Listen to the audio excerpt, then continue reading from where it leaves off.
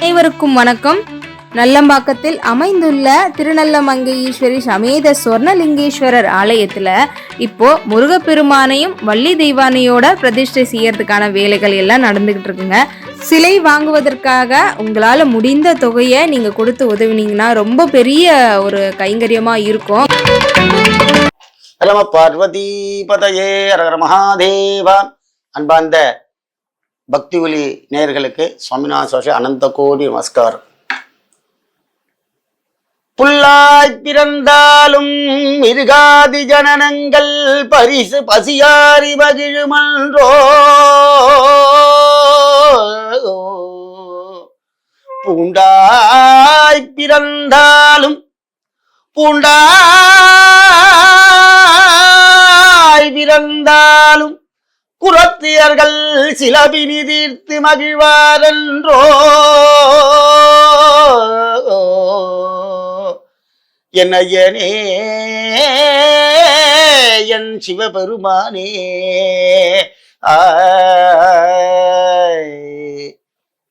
என்னத்துக்கு இந்த பாட்டு பாடினேன்னு நினைக்கிறீங்களா? கர்மவினை, இந்த பூலோகத்துல கர்மா பண்றதுல இந்த கர்மவினையை அணிவிக்கிறவன் நிறைய பேர். என் தலையெழுத்து சார் அப்படின்பா. எங்கேந்த வந்தது? இதை எப்படி போக்கலாம்? வந்தது வந்துடுத்து, வியாதி வந்தாச்சு, டாக்டர் என்ன சொல்றார்? உங்களுக்கு வந்துடுத்து உடம்பு, சுகர் வந்தாச்சு அப்படின்னா என்ன சொல்றார்? கண்டினியூவா மாத்திரை எடுத்துக்குங்கோ, கண்டினியூவா நீங்க 8 மணிக்கு சாப்பிடணும், 12 மணிக்கு இப்படி இருக்கணும் அப்படின்னு அவளுடைய வழிமுறைகளை எதுக்கு சொல்றா அப்படின்னா, இந்த கர்மவினை போற மாதிரி வியாதி போகும். அதுக்கு தான் டாக்டர்ஸ். எல்லா டாக்டருமே நம்மளுடைய உடல் நிலைமையை நல்லபடியா வலுவாக்கணும் தான் மருத்துவர்கள் நம்மளுடன் இருக்கிறார்கள். எல்லாரும் ஒரு பயமா இருந்தா கூட ஹாஸ்பிட்டல்ல போனோடனே டாக்டரை பார்த்தோன்னு ஒரு தெம்பு ஒண்ணு கிடைக்கும். யார் அவர் அப்படின்னா தன்வந்திரி பகவான் தான் டாக்டர்ஸ். அப்படிப்பட்ட தன்வந்திரி பகவானுடைய ரூபம் டாக்டர்ஸ் அப்படின்னு சொல்லணும். அவரை பார்த்தோன்னே பெருமாள் மாதிரி இருங்கோ, 10 நிமிஷம் இருங்கோ அப்படிங்கிற சொல்ற பார்த்தீங்களா? அப்ப இந்த பயத்தை போக்குறதுக்கு ஒரு ஸ்டாண்ட் பை ஒன்று வச்சிருக்கோம் பார்த்தீங்களா? எது வந்தாலும் ஒரு ஸ்டாண்ட் பை. அதே மாதிரி இந்த கர்மா, பூர்வ கர்மவினை என்ன பண்ணிட்டு வந்தோம் நமக்கு தெரியல சுவாமி, ஆனா இதை எப்படி போக்குறது? சார், நல்லா இருந்த ஃபேமிலி நொடிஞ்சு போச்சு சார்.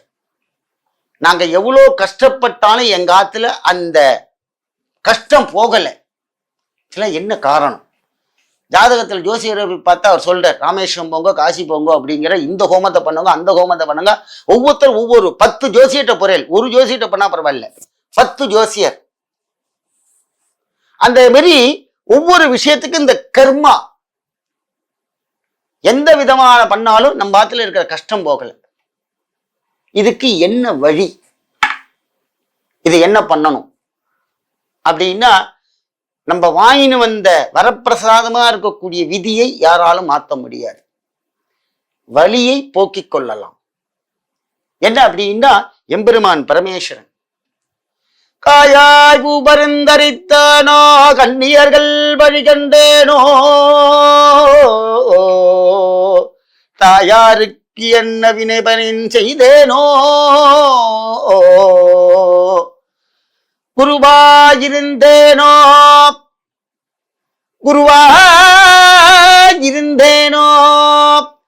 சிஷ்யராயிருந்தேனோ, எல்லாமே பூலோகத்துல இருந்தோம். நடராஜர் பத்திர பாருவர், எல்லா முறைக்க வருவாயன் ஈசனே சிவகாமினேசனே எனையின்றருளும் தில்லைவாள் நடராஜனே. கர்மவினை பார்க்கணும்னா அங்க போகணும் சார். நடராஜ பெருமான போய் பாருங்க சிதம்பரத்துல, கர்மவினை போகும். சுவாமி, அடுத்தது எங்க போகணும்? அடுத்ததாக கர்மவினை போகிறதுக்கு அடுத்த ஒரு கோவில் எம்பெருமான் ஸ்ரீரங்கநாதன். எம்பெருமான் சயன கோலத்துல இருக்க. மகாவிஷ்ணுவோட சயன கோலத்தை தான் ரொம்ப பார்க்கணும். ஏன் சுவாமி அப்படின்னா, தாயார் காலில் இருப்பா சுவாமிகிட்ட, பகவான் அனந்த சயனமா தியானத்துல இருப்பார். அப்ப நம்மளுடைய கர்மவினையை போக்கணும்னா எம்பெருமான் மகாவிஷ்ணுவை தரிசனம் பண்ணணும். ஸ்ரீரங்கநாதன் அங்க அம்பாள் சொல், நீங்க அங்க சுவாமியை பார்க்கும்போது, சுவாமி அங்க சன்னதியில போனா 2 நிமிஷம் நிக்க முடியல அப்படின்னு, நீங்க எங்கேயும் அந்த சுவாமியை பார்த்துட்டு வெளியில வாங்கும், அந்த துவயஸ்தம்பத்துக்கிட்ட உட்காந்துங்க. அங்கதான் 33 கோடி தேவர்களும் அங்க இருக்கா. முதல்ல கோயில விஸ்தவம் பண்றோம்னா தேவர்கள்லாம் அங்க இருக்கு, சாட்சியா கொடியேத்துறா விஜாகரணம் பண்ணி. ஏன்? சுவாமி அங்கதான் வந்து முதல்ல நிப்பர். அதே போல அந்த துவயஸ்தம்பத்துல வந்து உட்கார்ந்துக்குங்க. சுவாமி முப்பிறவில என்ன பண்ணணும், என்ன பண்ணனா நான் பண்ணேனோ அந்த பாபங்கள்லாம் போகணும் அப்படின்னு நீங்க பிரார்த்தனை பண்ணீங்கன்னா தாயார் காலில் போய் முதல்ல விழுமா. அம்பாள் சொல்லுவாளாம், மகாலட்சுமி, சுவாமி உங்க பக்தன் துவயஸ்தம்பத்துல உட்கார்ந்து அழுதுன்னு இருக்கான், அவன் கர்மவினையை போக்குங்கோ அப்படிம்பாலாம். சிதம்பரம் நடராஜ பெருமானுடைய சன்னதியில ஆதி மூலமா சொல்றேன், அங்க துவயஸ்தம்பத்துக்கிட்ட போய் உட்கார்ந்தேன்னா எம்பெருமான் நடராஜ பெருமான் குனித்த பருவமும் கொவ்வை செவ்வாயில் குமிழ்மீன் சிரிப்பும் பனித்த சடையும் பவழம்போல் மேனியூ. சுவாமி எப்படி இருக்கார்? குனித்த புருவம், அழகான புருவங்கள், கொவ்வை செவ்வாயில் எப்படி ஒரு சிரிப்பு, அழகான சிரிப்பு, பவழம்போல் மேனி அப்படின்னு சுவாமி ஒரு காலை எடுத்து ஆடி அப்படி நிக்கிறாராம். அங்க என்ன, இந்த கர்மவினை போகணும்னா அங்கேதான் போகணும், வேற எங்கெல்லாம் போகாது, பிரதானமா இருக்கும். சுவாமி சொல்றார், ஆதி மூலம் காணாதவன் நான். ஏன் இந்த 2 கோவில ஸ்பெசிஃபைட் பண்றோம் அப்படின்னா, எம்பெருமான் சாட்சாத் பரமேஸ்வரனே சிதம்பரத்துல வந்து இறங்கினார். மூலஸ்தானமே வெளியில வரும், ஒரே ஊர், நடராஜ பெருமானே வருவர். அதே போல ரங்கநாதன் ஸ்ரீ ராமச்சந்திரமூர்த்தி விபீஷணனுக்கு கொடுத்த அந்த பெரிய ஒரு இதுதான் இந்த ஸ்ரீரங்கம். சுவாமி பிரத்யட்சம் பண்ணாரங்க. ஏன்னா இங்க விபீஷணன் எல்லாம் முடிஞ்ச உடனே அந்த சுவாமியை எடுத்துன்னு போகும் பொழுது எதுக்கு கேட்டார் தெரியுமா? அந்த ஸ்ரீலங்கால கொண்டு வச்சு அவர் பூஜை பண்ணி மக்களுக்கு வந்து இந்த ராமனுடைய அனுகிரகம் கிடைக்கணும், கர்மவினைகள் பாபங்கள்லாம் போகணும், இவரை தரிசனம் பண்ண பண்ண போகணும் அப்படிங்கிறது கேட்டார். அதைத்தான் ரங்கநாதனை அங்க படுத்தார். இங்க வந்தார் சிவன்ட்ட.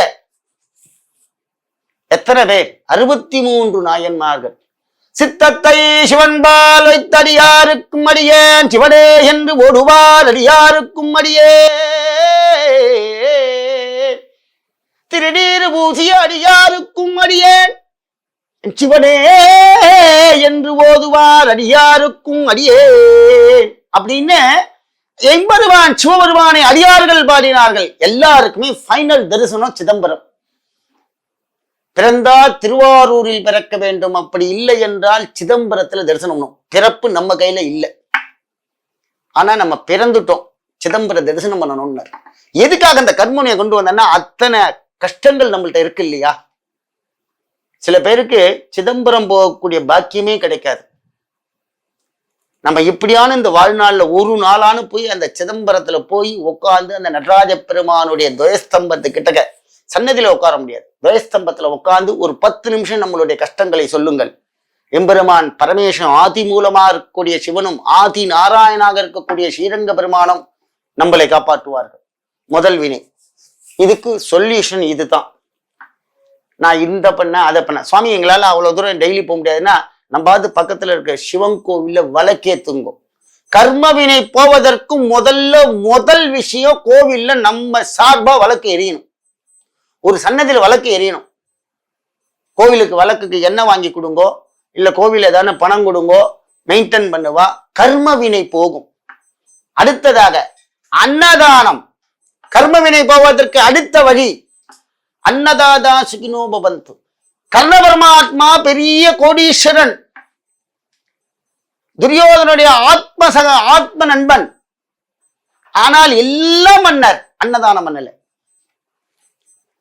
கர்ணன் நிறைய பொருள் தான் கொடுத்தார். அன்னதான மண்டபம் கட்டி அன்னம் போடவே இல்லை. நம்ம என்ன பண்ணணும்? கர்மவினை போவதற்கு அன்னதானம் பண்ணணும். எப்படி பண்ணலாம்? ஆலயங்கள்ல பண்ணலாம்.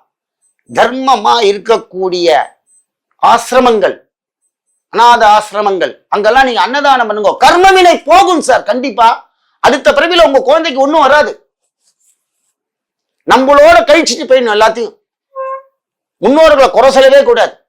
அன்னைக்கு அவ கஷ்டம் இருந்தா இன்னைக்கு நம்ம நல்லா இருந்தோம்னா இந்த கர்மவினை போக்கணும்னா இந்த தொண்டுகளை செய்யுங்க. சுவாமி என்னால எல்லாம் ரொம்ப பண்ண முடியாது, ரொம்ப நீங்க எது சொல்லிட்டு இருக்கீங்க அப்படின்னா காக்காவுக்கானு கொஞ்சோண்டு திராட்சையானு வைங்க உங்க கையால டெய்லி. கர்மவினை போகணும் சார். கர்மவினை எங்கேருந்து வந்தது சார்? நம்ம முன்னோர்கள்லாம் நமக்கு விட்ட சாபங்கள் அல்ல, நம்ம பிறவியில பிறந்து பண்ணிட்டு வந்த பாபங்கள். இந்த பூலோகத்துல மனித பிறவி கொடுத்துருக்கோம், எப்படி இருக்கணுமா அப்படி நம்ம இல்லை. நமக்கே தர்மம் டெய்லி பண்ண முடியல, ஒரு நாள் மாத்திர சுவாமி பேரை சொல்ல முடியல, ஒரு நிமிஷம் நம்மளால இருக்க முடியல. எந்திரமான வாழ்க்கையில வாழ்ந்துட்டு இருக்கோம். காலையில ஆபீஸ் போறோம், வரோம், சாயந்தரம் டிவி. அதை சொல்லுங்க முதல்ல. அந்த டிவியும் அதுவும் நம்மள ஒரு ஆத்துல வந்து கை கால் அலம்பி சுவாமிகிட்ட போய் உட்கார்ந்து பண்ண முடியல, சந்தியாவந்தனம் பண்ண முடியல, ராமநாமத்தை சொல்ல முடியல, ஒரு செகண்ட் நம்மளால ஒரு காரியத்தை பண்ண முடியல. அப்புறம் எப்படி சார் உங்களுக்கு கர்மவினை போகும்? இதே மாதிரிதான் அந்த காலத்துல எல்லாரும் பண்ண கர்ம வினைகள் நம்ம பிறவியில ஒவ்வொரு பிறவிலும் ஒரு பாவத்தை பண்ணிட்டு வந்தோம். அந்த கர்ம வினைகள் போகணும்னா இதெல்லாம் பண்ணணும். சரி சுவாமி என்னால இதுவும் முடியாது கர்ம வினை போக, நான் வேற ஏதான வழி இருக்கா அப்படின்னா கர்ம வினை போக அடுத்த ஒரே ஒரு வழி, 2 வழி சொல்றேன். ஒன்னும் சித்தர்கள், ஞானிகள், தபஸ்விகள், யோகிகள், அவர்களை வழிபடுங்கள். ராகவேந்திரா, சாயிநாதர், காஞ்சி பரமாச்சாரியார், ஆதி சங்கரர், ராமானுஜர், தேசிகர் அப்படின்னு சொல்லக்கூடிய மகாவீரர், அவாவா வம்சத்துக்கு அவளுடைய இனத்திற்கு தகுந்தாற் போல் குருநாதர் ஒருத்தர் இருப்பாங்க. ஜெயில்ல ஒரு குருநாதர் இருப்பாங்க, சிங்கில ஒரு குருநாதர் இருப்பாங்க, ஒவ்வொரு குருநாதர் இருப்பாங்க. அந்த குருநாதரை வழிபடுங்கள். அவர்கள்லாம் யார் அப்படின்னா இந்த பூலோகத்துல ஆசைகளை விட்டு துறவியாக இருந்து, இவங்க தாங்க துறவிகள். ஏசியில உட்கார்ந்து இருக்கலாம் துறவி கிடையாது. எல்லாத்தையும் துறந்து கல்யாணம் எல்லாம் பண்ணிக்காம ஆசாபாசங்கள் எதுவுமே இல்லாதவனாக இருந்தார்கள், அவர்களை வழிபடுங்கள். ரமண மகரிஷி. இதுக்கு நீங்க என்ன பண்ணணும்னா கர்மவினை போகணும்னா நேர திருவண்ணாமலை போங்க. சித்தர்கள் நிறைய கண்ணுக்கு தெரியாத சித்தர்கள் இருக்கார்கள். அண்ணாமலையே தெய்வம். அந்த மலையை சுத்தினாலே கர்மவினை போயிடும். சுவாமி இதெல்லாம் என்னால முடியாது, அண்ணா திருவண்ணாமலைக்கும் போக முடியாது, கடைசியா ஏதான வேற வழி இருக்கா? எங்க காலத்துல டெய்லி கஷ்டம் இருக்கே, நான் என்ன பண்ணுவேன்? பவதி பிக்ஷாந்தேகி ஆயிடுவேன் போல இருக்கே, என்ன பண்றது? இந்த கர்மவினை எப்படி நான் போக்குறது? எதனால வந்ததுன்னு தெரியலையே. தாயார் இருந்ததும் என்ன, தந்தை இருந்ததும் என்ன, தனவயர் எடுத்ததென்ன, பூமியை ஆண்டதும் என்ன, கோடான கோடி சிஷ்யர்கள் இருந்ததும் என்ன,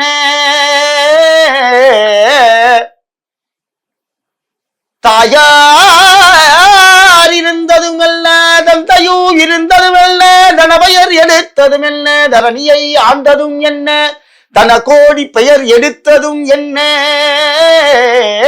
எல்லாம் உரைக்க வருவாய் எமவோலை கண்டு அஞ்சுமோ.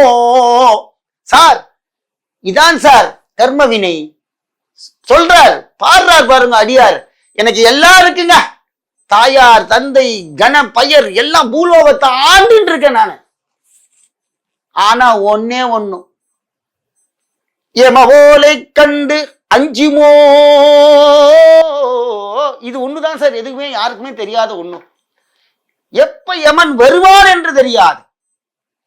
எல்லாம் உரைக்க வருவாயன் ஈசனே சிவகாமி நேசனே எனை ஈன்றருளும் தில்லைவாழ் நடராஜனே. என்ன சொன்னார்? எல்லாம் இருக்கு என்கிட்ட, நீங்க கர்ம வினைக்காக நீங்க சிதம்பரம் போங்கன்னு நான் சொன்னேன். சிவபெருமான பாருங்கன்னு இங்க என்ன சொன்னார் அடியார்? உனக்கு எல்லாம் நான் கொடுத்துட்டேன்டா. அதிர்ஷ்டம் நிறைய பொருளும் பொண்ணும் பொருளும் வாழி கொடுத்தார். ஆனால் ஒன்னே ஒண்ணும் கண்ணுக்கு தெரியாதது, ஊனில் உயிர் இருக்கு பார்த்தீங்களா, அந்த எமவோலை கண்டு அஞ்சுமோ. அதுக்கு என்ன சொன்னார்? இப்பயே எல்லாத்தையும் பார்த்து வச்சுக்கூடான்ட்டார். இந்த பிறவியில தாங்க பார்க்க முடியும். மனித பிறவியும் வேண்டுவதே இந்த மாநிலத்தே. கடவுள்கிட்ட என்ன தெரியுமா கேட்கணும்? இந்த கர்மவினிக்கு கடைசியா ஒரு மந்திரம் சொல்ல போறேன். பயப்படாம செய்யுங்க ஆத்துல. ராம ராம ராம ராம ராம ராம ராம் ராம ராம ராம ராம ராம ராம ராம். இதுதாங்க கர்ம வினைக்கு கடைசி மந்திரம். நீங்க யாகங்கள், காஞ்சி, அத ராமேஸ்வரம் போறது எல்லாம் நீங்க என்ன வேணாலும் பண்ணாலும் என் ராமநாமத்தை சொல்லுங்கள், கர்ம வினை போயிடும். பூலோகத்துல ஆஞ்சநேயர் ராமர் ரூபம், ஆஞ்சநேயருக்கு கண்டிஷனே தான். யார் ராமன் நாமன் சொல்லுகிறானோ அங்கே என் ஆஞ்சநேயன் குதிச்சு உட்காருவான். எப்படி குதிச்சு வருவான்? நீங்க சொல்லணும், கட கடவன மெடி முழங்க ஓடி வருகிறார், ராமநாமம் சொல்ல சொல்லாடி வருகிறார். கட கடவன பெரி முழங்க ஓடி வருகிறார், ராமநாமம் சொல்ல சொல்லாடி வருகிறார். கர்மவினை போக்கிடவே ஓடி வருகிறார், கர்மவினை போக்கிடவே ஓடி வருகிறார். இத்தருணம் காத்திடுவார் ராமதூதனே. இப்படி பாடணுங்க. இதுதான் சங்கீதம். எழுதியிருக்கார் பாருங்க அந்த காலத்துல. கர்மவினையை போக்குவதற்கு ராமநாமத்தை சொன்னால் ஆஞ்சநேயன் கர்மவினையை போக்கி விடுவார். சுவாமி போக்கிட்டார்னா என்ன பண்றதுன்னா, தாராளமா உன் வம்சம் சிறைக்குயா, உங்க வீட்டுல மங்களகரமா இருக்கும். ஆஞ்சநேயனை நம்பிப்போ. எந்த ஆஞ்சநேயரை வேணா வழிபடு, எந்த ஊர்ல இருந்தாலும் வழிபடுங்க. சார் என் காலத்துல பரம கஷ்டம் சுவாமி, எனக்கு கர்மவினியே வரப்படாது, வந்தது வந்துடுத்து, இதுக்கு மருந்து சொன்னேன். வரப்படாதுன்னா என்ன பண்றது? இதே தான் சொல்லணும்.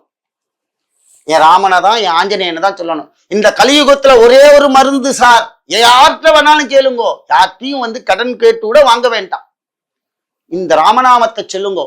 இத்தனை கர்ம வினைகள், ஸ்ரீரங்கம் போக முடியல, சிதம்பரம் போக முடியல, சிவபெருமான வழிபடல, எதையுமே என்னால முடியல. ஒரு தர்ம காரியம் பண்ண முடியல, அன்னதானம் பண்ண முடியல. ஆனா ஒன்னே ஒண்ணு பண்ணலாம், போனோம் வாயால ராமநாமத்தை கஷ்டம் கஷ்டம் சொல்லிட்டே இருக்காதீங்க. இனிமே யாரும், எல்லாருக்கும் பெரிய விண்ணப்பம் என்னன்னா, எங்க காலத்துல கஷ்டமா இருக்கு, எங்க காலத்துல கஷ்டமா இருக்கு, தயவு செய்து இனிமே சொல்லாதீங்க. அந்த கஷ்டங்கிற சொல்லும் பொழுது ராமா ராமா ராமா ராம் ராம் சொன்னா ஆஞ்சநேயர் நம்ம மாத்து கஷ்டத்தெல்லாம் அப்படியே கொண்டு கூட்டிட்டு போடுவார். அந்த காலத்துல ஒரு பெரிய, ஒரு சின்ன உதாரணமான ஒரு புராண கதை. பெரிய ராமபக்தன், ஆஞ்சநேயர்ட்ட அப்பார பக்தி, ஏழை. தண்ணிய வச்சுதான் நேவேத்தியமே அவருக்கு, ஆஞ்சநேயருக்கு. வெறும் தண்ணிய கையில எடுத்துன்னு வந்து தாமரை இலையில வச்சு ஆஞ்சநேயா தண்ணி சாப்பிடுன்னு சொல்லி கொடுத்து அதை குடிப்பாராம். அவ்வளோ பெரிய ராம பக்தி. கஷ்டம்னா கஷ்டம் ஆத்துல.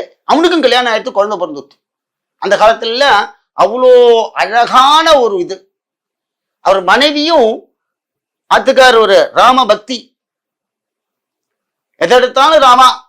ஆஞ்சநேயர்ட்ட அவ்வளோ பக்தி. கஷ்டம் மட்டும் போகல, கர்ம வினை பார்த்தீங்களா?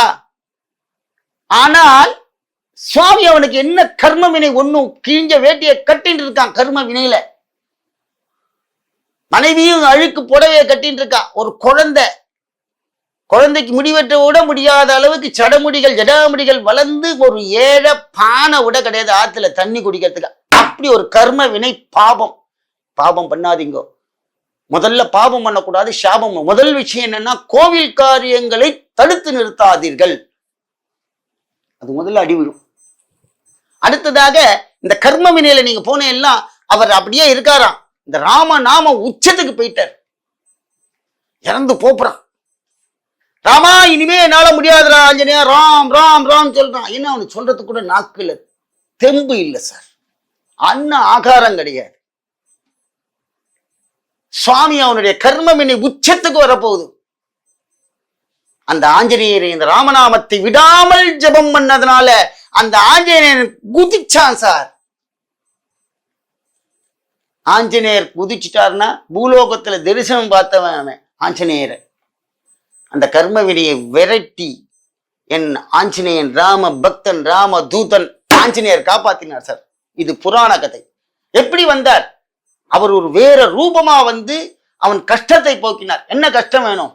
தனம் தரும் கல்வி தரும் ஒரு நாளும் தளர்வரியா மனம் தரும் தெய்வ வடிவூதரு நெஞ்சில் வஞ்சமில்லா இனம் தரும் நல்லனை எல்லாம் தரும் அன்பர் என்பவர் தனம் தரும் பூங்குழலால் அபிராமி கடை கண்களே. என்ன சொன்னார் அபிராமப்பட்டார்? இததான் இந்த இடத்துல பார்க்கணும். கர்ம வினைக்கு தனம் தரும் கல்வி தரும் ஒரு நாளும் தளர்வரியா மனம் தரும். முதல்ல என்ன சொன்னார்? தனம். இந்த பூலோகத்துல என்னடா வேணும் உனக்கு? காசு. காசு வந்தா என்ன வேணும்னார்? முதல்ல காசை சொல்லிட்டார். புத்தி. தனம் தரும் கல்வி தரும் ஒரு நாளும் தளர்வரியா மனம் தரும். மன தைரியம் இருக்கணும். அந்த ஏழையா இருக்கிறவனுக்கு என்ன சொன்னார்? தனமும் இல்ல கல்வியும் இல்ல, என்ன இருந்தது? தளர்வரியா மனம் தந்தார் சுவாமி. அவனுடைய அந்த கர்ம வினைக்கு இந்த பூலோகத்துல எல்லாருக்கும் ஒரு பெரிய விண்ணப்பம். காசு இருந்தாலும் சரி இல்லாட்டாலும் சரி ராமநாமத்தை சொல்லுங்கோ, ஆஞ்சநேயனை ராமனை வழிபடுங்கோ. ராமநாமன் தான் இந்த கலிபுருஷனை கொண்டு எடுத்துருவார். இந்த கஷ்டங்கள்லாம் போய் நம்ம கர்ம வினையை போக்கக்கூடிய ஒரே மந்திரம் ராமநாமம். அதனால எல்லாரும் இந்த கர்ம வினைக்கு நான் பலவிதமான வழிகள் சொல்லியிருக்கேன். எல்லாரும் அதை பின்பற்றி எல்லாம் அல்ல எம்பெருமான் ஆஞ்சநேயர் சிவபெருமான் எல்லாரும் உங்களுக்கு அனுகிரகம் பண்ணணும்னு கேட்டுக்கிறேன். அரண்ம பார்வதி பதையே அரர் மகாதேவா.